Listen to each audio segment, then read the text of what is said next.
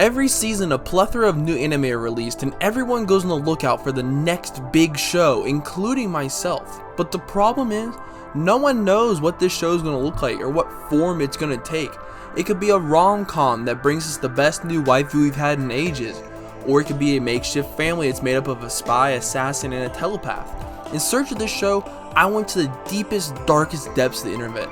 I went to Reddit. I looked at anime polls, I looked at my comment section, and it seemed pretty clear that everybody agreed on one show. Lycoris Recoil is the big new anime for summer 2022.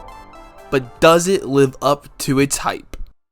This season, the main attraction for all the anime fans are gun-wielding, action-packed, matrix-dodging, assassin-murdering, cute high school anime girls that were once orphans and picked up by a secret government syndicate and trained to deal with crime before it even happens in secret, so if anything would happen, it could be covered up with a convenient story. This story opens up with Takano laying down a lead curtain on some weapon dealers to save her companion. However, since there was no order given to take action and she could have hit her companion with a stray bullet, she ends up getting kicked off the organization and is relocated to a private Lycoris operation to work with the best girl of all time, rivaling even Anya, Chisato. And just how Takano relocated, you should relocate your mouse icon to the subscribe button so you can join the Wiibz army that we're building. We are 500 strong and growing. Turns out Chisato's actually the best Lycoris in the business, and her, Teach, and Mika all left the private organization because they don't read how they do things there.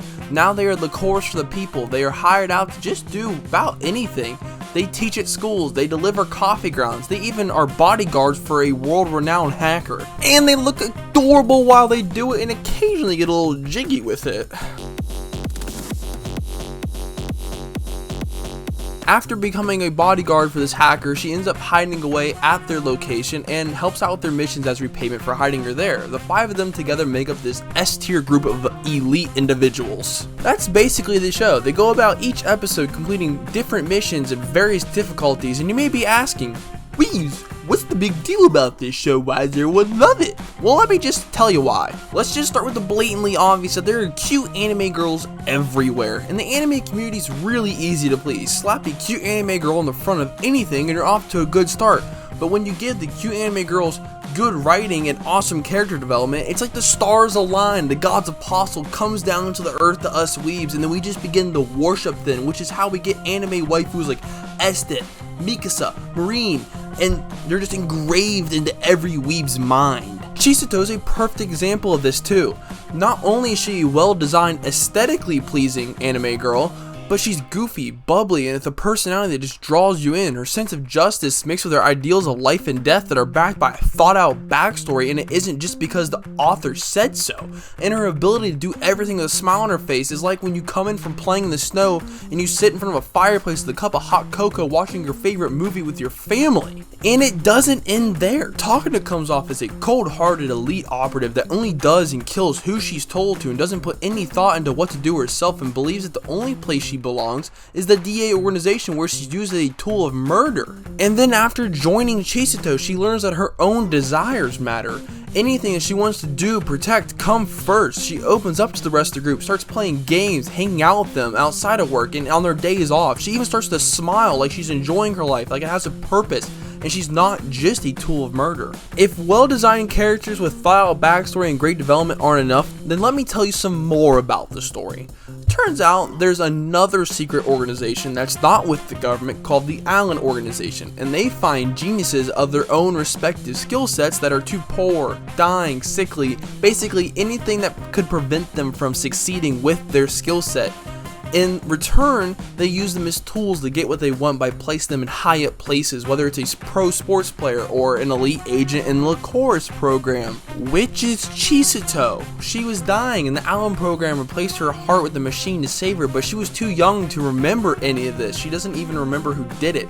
So they try to use her to get what they want without her knowing, which was the latest development in the story in episode 5, which is where we are currently as of me making this video. And this still isn't enough for you? How about we have great characters, art, writing, story, and development all wrapped up into such a smooth and polished animation style that not only stuns you with how it looks, but doesn't bank off of fan service.